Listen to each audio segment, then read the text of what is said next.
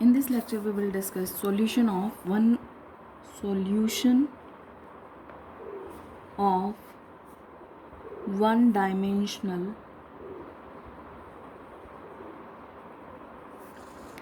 wave equation. Solution of one dimensional wave equation ये बहुत important topic है university wise अगर देखा जाए तो। उसके अलावा भी इसके बहुत सारे प्रैक्टिकल इम्प्लीमेंटेशन है। जब भी हम बात करते हैं किसी स्ट्रिंग को अगर हम खींचते हैं और उसको वापस छोड़ते हैं तो उसमें डिस्प्लेसमेंट के होता है, उसमें वाइब्रेशंस क्रिएट होते हैं, उनको हमें कैलकुलेट जब करना हो तो उस केस में हम इसको यूज़ कर सकते हैं एज अ बेसिक। ठीक है, तो सबसे पहले हम बात करते हैं कि वन डायमेंशनल वेव इक्वेशन हमारे पास होती क्या है।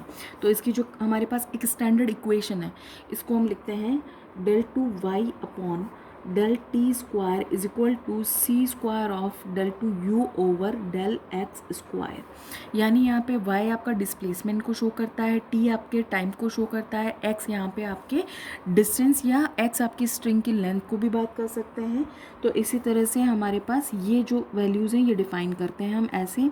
y आपका डिस्प्लेसमेंट को शो कर रहा है, t आपका टाइम हो गया, x आपका length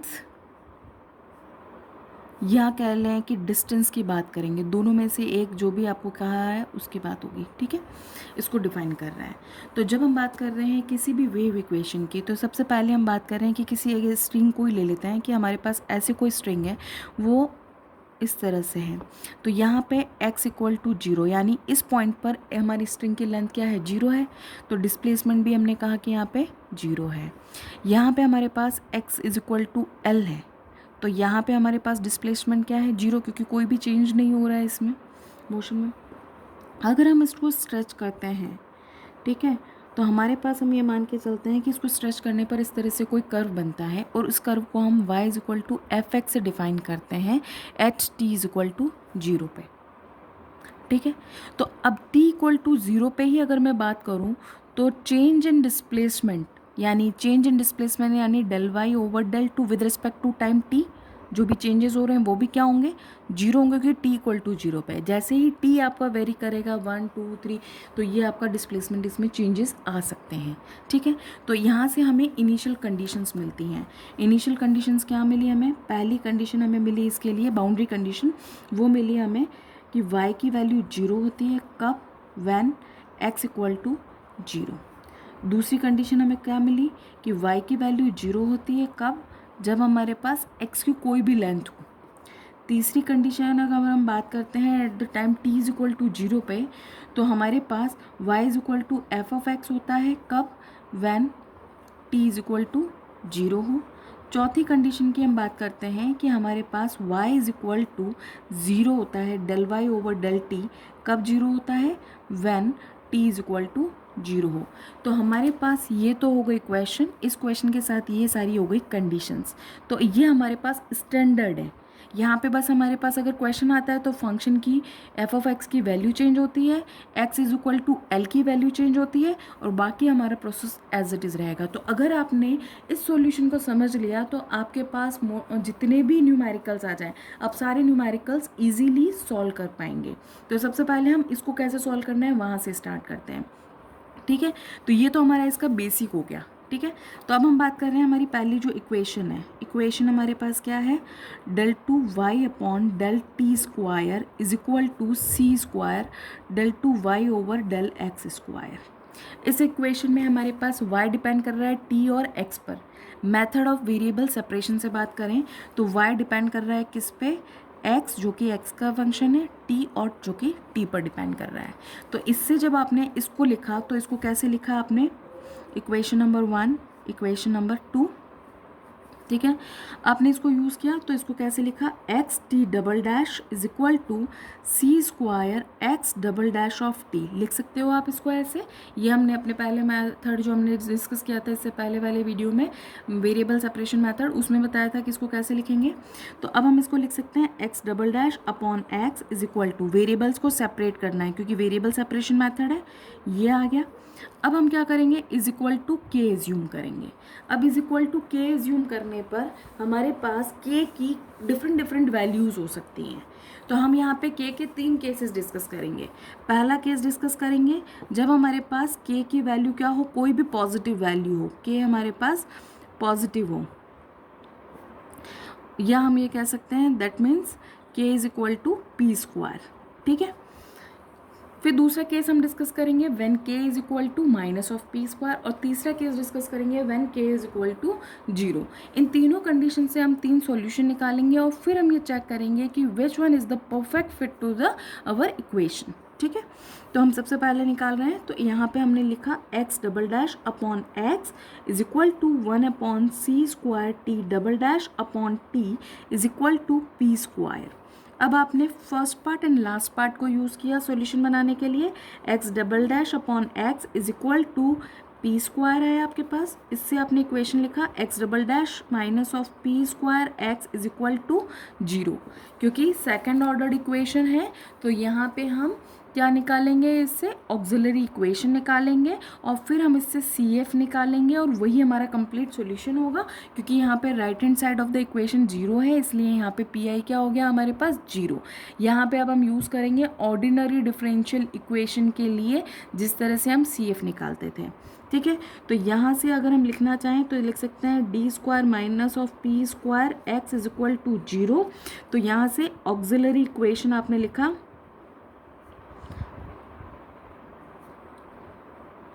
M square minus of P square is equal to 0, यानी m is equal to plus minus of p। आपको 2 रूट मिले, दोनों ही रूट रियल है और डिफरेंट है, तो उस केस में आपका इसका जो सॉल्यूशन बनेगा वो क्या बनेगा, x is equal to c1 E raise to power of px plus c2 E raise to power of minus of px। ठीक है, इसी तरह से आपने ये पहला सॉल्यूशन निकाल लिया पहले केस से। दूसरा सॉल्यूशन अब इन दोनों को यूज़ करके, तो यहाँ पे मैं फर्स्ट मार्क कर रही हूँ ए, बी इसका बी, कि मैंने 1 upon C square T double dash upon T is equal to P square के लिए सॉल्व करना है मुझे। तो इसके लिए सॉल्व किया तो सेम इसी तरह से मैं इसके लिए भी लिखूँगी। तो T double dash minus of C square P square t is equal to 0। तो मेरे पास equation m square minus of C square P square is equal to 0 आ गई, यानी m is equal to plus minus of C P. फिर से वही बात है, 2 रियल रूट्स मिले हैं और दोनों ही डिफरेंट है, तो यहाँ पे मेरे पास t इज इक्वल टू कितना आएगा, क्योंकि मैं c1 c2 ले चुकी हूँ। कंप्लीट सॉल्यूशन मेरा किस पर डिपेंड करेगा, x इंटू टी पे, तो इसलिए मैं कॉन्स्टेंट को अलग अलग लिख रही हूँ। c1 c2 वहाँ यूज़ कर लिया, तो अब मैं यहाँ लिखूँगी c3 E raise to power of C P T plus c4 E raise to power of C P T.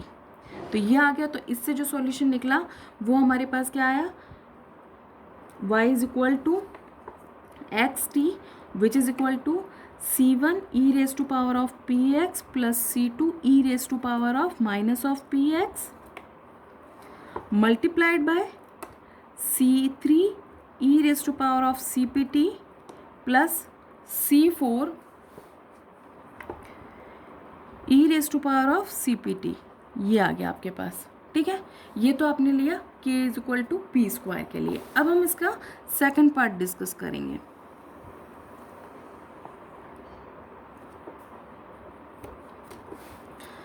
इसमें सेकंड पार्ट डिस्कस किया हमने, क्या, when k is equal to negative, that means k is equal to minus of P square.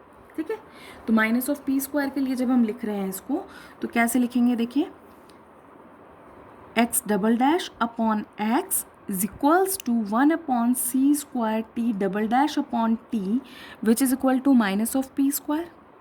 पहले हम इन दोनों को लेके solve करेंगे, फिर इन दोनों को लेके सॉल्व करेंगे। तो सेकंड का A part, x double dash upon X is equal to minus of P square. तो यहाँ से आपने क्या लिखा, x double dash plus of P square X is equal to 0। Second order differential equation है, राइट हैंड साइड 0 है, सो यहाँ पे CFE इसका कंप्लीट सॉल्यूशन होगा। तो यहाँ से आपने इसकी ऑक्सिलरी इक्वेशन लिखी, m square plus P square is equal to 0।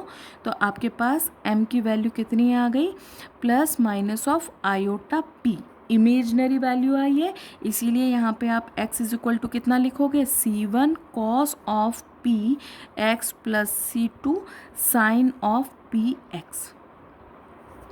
ये हमने फर्स्ट ईयर में पढ़ा है, ऑर्डिनरी डिफरेंशियल इक्वेशन का सॉल्यूशन की बात हो रही है यहाँ पे, है ना। फिर इसका पार्ट बी, सेकंड पार्ट क्या है, जब हम इसको इज इक्वल टू इसके लिए, यानी 1/c² t double dash upon t is equals to minus of p²।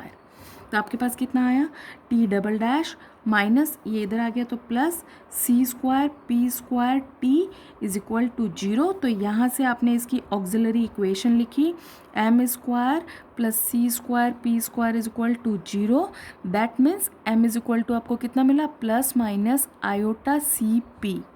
ठीक है, तो अब यहाँ से हमारे पास फिर से इमेजिनरी रूट्स आते हैं, तो हमारा इसका जो सॉल्यूशन होगा वो क्या होगा, t इज इक्वल टू, क्योंकि फिर c1 c2 हम ले चुके हैं तो हमने लिया यहाँ पे c3, कितना लेंगे हम, cos of pct plus c4 sine of pct। तो यहाँ से अगर हम सॉल्यूशन कंसिडर करते हैं y का, तो y इज इक्वल टू इस केस में क्या लिखा जाएगा आपके पास, c1 cos of px plus c2 sine of px। ये तो आपके पास वैल्यू आ गई किसकी, x की, ये वाली। फिर हम t की वैल्यू लिख रहे हैं into c3 cos cpt plus c4 sine cpt, ये आ गया आपके पास। अब हमें ये हमारे पास दो केस सोल्व हो गए कि हमने k की वैल्यू पॉजिटिव ले ली, k की वैल्यू नेगेटिव ले ली, पॉसिबल है ना। तो अब हम इसका थर्ड केस की बात करते हैं कि अगर हमारे पास k इज इक्वल टू 0 होता तो क्या होता, तो उस केस में हमारे पास x double dash upon x is equal to 1/c² t double dash upon t which is equals to 0 लिया आपने। तो आपके पास x double dash upon x is equal to 0, इसका ये पार्ट, यानी इससे आप लिखते तो ऑक्सिलरी इक्वेशन आपके पास क्या आ जाती है, x double dash is equal to 0। यानी आप इसको डायरेक्टली डिफरेंशिएट करके भी लिखना चाहते हो तो इसको आप कैसे लिखेंगे, x is equal to c1x plus c2। इसी तरह से इसका B part, t double dash upon t 1/c² is equal to 0। तो आपके पास कितना है, t double dash is equal to 0, और इसको आपने जब सॉल्व किया तो t इज इक्वल टू वही c3t प्लस c4, ये आ गया। और इससे आप सॉल्यूशन निकालते हैं तो y इज इक्वल टू आप कैसे लिखते हैं, y is equal to c1x plus c2, और यहाँ पे हम बात करते हैं c3t प्लस c4। अब हम बात करेंगे कि एक इक्वेशन है, इसके 3 सॉल्यूशन आ रहे हैं, which one is the correct and the perfect solution, तो उसको हम कैसे चेक करेंगे। अब हम बात कर रहे हैं कि स्ट्रिंग की, ठीक है, या वेव की। वेव हमारी कैसी होती है, कुछ इस तरह से होती है ना। वेव हमारे पास कैसी होती है, कुछ इस तरह से होती है। वेव क्या होता है, पैरियोडिक फंक्शन होता है। पैरियोडिक टर्म्स क्या होती है, ट्रिग्नोमेट्रिकल टर्म्स को कंटेन करती है। सो यहाँ पे हमारा जो सॉल्यूशन होगा वो वही होगा जिसके अंदर हमारे पास ट्रिग्नोमेट्रिकल टर्म कंटेन हो रही है। तो हम पहले वाले का सॉल्यूशन देखें, इस वाले केस का, तो इस वाले केस का हमारे क्या आता है, c1 e⁻px ये आ रहा है, यानी इसमें ट्रिग्नोमेट्रिकल टर्म कंटेन नहीं कर रही है, यानी हम इस सॉल्यूशन को लेके इसको आगे सॉल्व नहीं करेंगे। ठीक है, थर्ड वाला केस देखते हैं, तो इसमें भी हमारे पास ट्रिग्नोमेट्रिकल टर्म्स नहीं आ रही है, इसलिए भी हम इसको कैरी नहीं करेंगे। बट अगर हम बात करते हैं तो हमारे पास ये वाला जो सॉल्यूशन है, इसमें ट्रिग्नोमेट्रिकल टर्म्स आ रही है जो कि पैरियोडिक फंक्शन को डिफाइन करती है। ये वेव इक्वेशन के लिए परफेक्ट सॉल्यूशन है, इसीलिए हम इसको कैरी करेंगे। यहाँ तक क्लियर हो गया आई थिंक। तो अब हमारे पास जो सॉल्यूशन आया वो क्या आया, y is equal to c1 cos px plus c2 sin px, c3 cos cpt plus c4 sin cpt। अभी सॉल्यूशन कंप्लीट नहीं हुआ है इसका, क्यों, क्योंकि अभी हमें इसमें कंडीशंस लगानी है। तो हमारी जो पहली कंडीशन थी ये y इज इक्वल टू 0 है, x इक्वल टू 0 है। आप इसको नोट कर लीजिएगा, इन कंडीशंस को अब मैं यूज़ करने वाली हूँ पीछे। तो पहली कंडीशन मैं यूज़ कर रही हूँ, फर्स्ट कंडीशन क्या है, इसको मैं इक्वेशन नंबर मार्क कर देती हूँ, फर्स्ट सेकेंड, तो मैं इसको थर्ड मार्क कर रही हूँ। ठीक है, तो फर्स्ट इक्वेशन क्या थी हमारे पास, y 0 होता है कब, जब हमारे पास x की वैल्यू 0 हो। तो आपने इस इक्वेशन में, in equation 3 0 is equal to c1 cos 0 की वैल्यू कितनी होती है 1 प्लस c2 डॉट 0 क्योंकि साइन 0 की value 0, c3 cos cpt plus C4 sine CPT, क्योंकि वैल्यू तो सिर्फ x के लिए पुट की थी आपने, ये आया। तो अब यहाँ से अगर हम देखें तो यहाँ पे ये पूरा फंक्शन हमारा t के लिए डिफाइन हो रहा है, तो यहाँ पे हमारा जो वैल्यू 0 होगा वो किसका होगा, ये इक्वेशन कब सेटिस्फाई होगी, जब C1 की वैल्यू क्या हो हमारे पास 0 हो। तो यहाँ से हमें क्या मिला, C1 इज इक्वल टू 0 मिला। एक तरीका तो इसको समझने का ये है। दूसरा इसका इजी तरीका ये है कि अगर हमारे पास कांस्टेंट की वैल्यू, कांस्टेंट का जो साथ कोफिशिएंट है ये नॉट इक्वल टू 0 है, इसका मतलब इसकी वैल्यू 0 पॉसिबल है। यहाँ पे जैसे इसकी वैल्यू इज इक्वल टू 0 है, इसका मतलब ये है कि ये कांस्टेंट नॉट इक्वल टू 0 ही होगा। ठीक है, तो ये भी एक तरीका है आपको समझने का। तो ये हमारे पास इक्वेशन नंबर 4 आ गई। अब इस इक्वेशन 4 को हम यहाँ पुट कर दें, बाय इक्वेशन 4 इन इक्वेशन 3, तो हमारे पास कितना आया, y is equal to C2 sine of px C3 cos CPT plus C4 sine CPT, यहाँ पे CPT है ना, ये आ गया। अब देखिए सेकंड कंडीशन यूज़ कर रही हूँ मैं। सेकंड कंडीशन क्या थी, y इज इक्वल टू 0 कब, जब हमारे पास x is equal to L हो। पुट किया तो 0 is equal to C2 sine PL C3 cos CPT plus C4 sine CPT। फिर बात कर रहे हैं कि ये पूरा फंक्शन तो हमारा किसके लिए जा रहा है, t के लिए, तो यहाँ से तो हम किसी कांस्टेंट की वैल्यू नहीं निकाल सकते हैं। यहाँ पे जब हम देखें तो हमने यहाँ डिस्कस किया था कि हमारे पास अगर ये कांस्टेंट 0 हो गया तो दूसरा कांस्टेंट क्या होगा, नॉट इक्वल टू 0 ही होगा इसी के साथ में। तो C2 की वैल्यू तो नॉट इक्वल टू 0 आएगी इसके हिसाब से।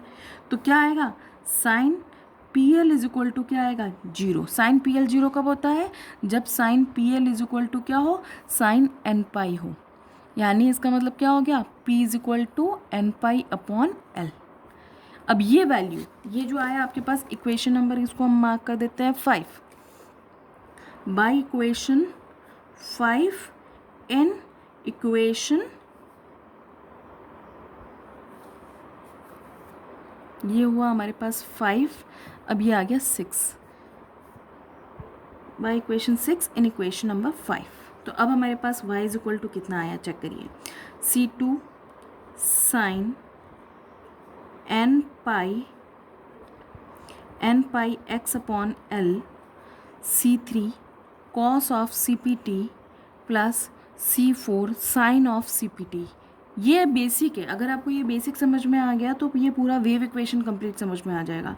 C2 into C3 cos CPT plus C4 into C2 sine CPT multiplied by sine n pi x upon L, क्योंकि अब हमारी जो कंडीशंस लगने वाली है वो t के लिए, t इज इक्वल टू 0 के लिए, तो इसलिए हमने इसको अब जनरलाइज फॉर्म में लिखने का डिसाइड किया है। तो जनरलाइज फॉर्म में मैं इसको ऐसे लिखूँ कि y is equal to summation of, इसको मैंने an ले लिया, an कॉस CPT प्लस इसको ले लिया bn, क्योंकि कांस्टेंट है तो दोनों कांस्टेंट का मल्टीप्लिकेशन कोई थर्ड कांस्टेंट ही होगा, CPT sine of n pi x upon L, ये आया आपके पास। ठीक है, अब आप देखिए, अब आपको वैल्यू निकालनी किसकी, an की निकालनी है और bn की निकालनी है। ठीक है, कैसे करें इसको, थर्ड कंडीशन है आपके पास क्या, कि हमारे पास y is equal to F of x होता है कब, जब हमारे पास t इज इक्वल टू 0 होता है। और फोर्थ कंडीशन पे मैं यही लिख रही हूँ, फोर्थ कंडीशन है हमारे पास कि हमारे पास del y over del t की वैल्यू 0 होती है जब t इज इक्वल टू 0 होता है। तो दोनों कंडीशन एक साथ लिख रहे हैं हम, इसको मैंने इक्वेशन नंबर 7 मार्क किया। तो इन इक्वेशन 7 हमने यूज़ किया इसको, तो हमारे पास कितना आया, F of x is equal to, t की वैल्यू 0 है, t की वैल्यू 0 है, t की वैल्यू 0 है, तो आपके पास कितना आया, an sine n pi x upon L, summation ये आ गया आपके पास एक वैल्यू। ठीक है, और समेशन कहाँ से वेरी कर रहा है, n इज इक्वल टू 1 से लेकर के इनफाइनाइट तक की हम बात कर रहे हैं यहाँ पे। ठीक है, तो यहाँ पे भी n इज इक्वल टू 1 से इन्फाइनाइट की बात हो रही है। सेकंड में इसमें साथ ही मैं इस वाली कंडीशन को भी डिफाइन कर देती हूँ। तो del Y over del T की वैल्यू 0 होती है, तो पहले हम निकाल रहे हैं del Y over del T from 7, ठीक है।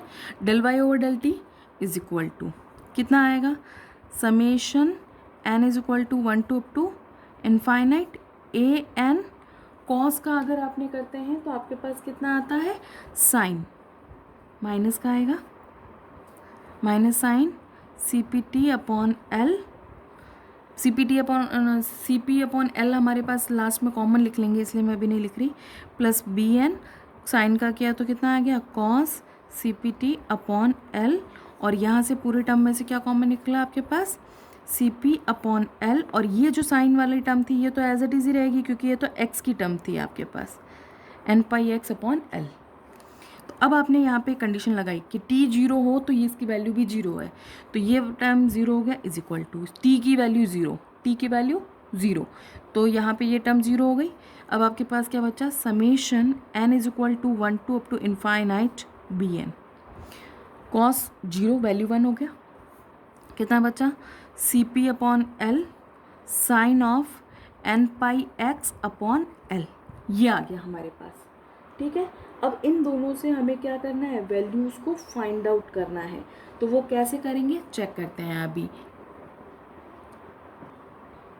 अब यहाँ से आगे हम इसको कैसे लिख सकते हैं, देखो 0 is equal to summation N is equal to 1 to up to infinite B N, C P की वैल्यू क्या निकाली थी हमने, एन पाई अपॉन ये एल हो गया, साइन ऑफ एल, तो यहाँ पे हमने वैल्यू ही नहीं पुट की दोनों जगह ना, तो एल तभी आएगा, यहाँ पे थोड़ी सी मिस्टेक चल रही है, तो sign N pi X upon L आ गया, ठीक है। अब यहाँ पे जब बात करें तो ये फंक्शन हमें ऑलमोस्ट फोरियर सीरीज़ को रिप्रेजेंट करता हुआ लगता है, तो इससे जो अगर हम ए एन लिखना चाहें तो इज इक्वल टू कैसे लिखते हैं, 2 अपॉन एल 0 टू एल, आपके पास क्या आएगा, एफ ऑफ एक्स, क्योंकि साइन का फंक्शन है इधर, तो इधर भी क्या आएगा, sine of N pi X upon L D X, ये तो आगे ए एन की वैल्यू। अब फिर बात हो रही है कि एक ही लाइन में अगर दो कांस्टेंट है, एक कांस्टेंट की वैल्यू निकल रही है तो दूसरा कांस्टेंट क्या होगा, मस्ट भी 0 होगा, तो इसका मतलब क्या आ गया, बी एन की वैल्यू 0 आ गई। तो अब आपके पास ए एन की वैल्यू ये आ गई, बी एन की वैल्यू 0 आ गई, तो अब आपका जो इक्वेशन नंबर 7 है वो क्या हो गया, इक्वेशन नंबर 8 और 9 से, ठीक है। तो by equation 8 and 9 in equation 7, ये आपका कंप्लीट सॉल्यूशन होगा, है ना।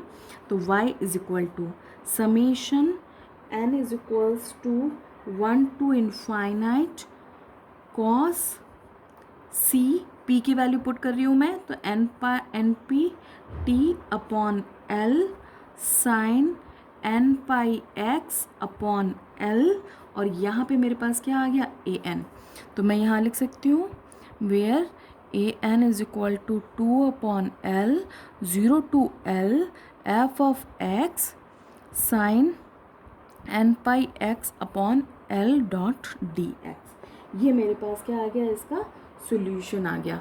तो इसी तरह से हमें सारे क्वेश्चंस करने होंगे और सारे क्वेश्चंस के सॉल्यूशन को फाइंड आउट करना होगा। नेक्स्ट मेथड जो नेक्स्ट वीडियो आएगा उसके अंदर हम इस पर बेस्ड न्यूमेरिकल डिस्कस करेंगे।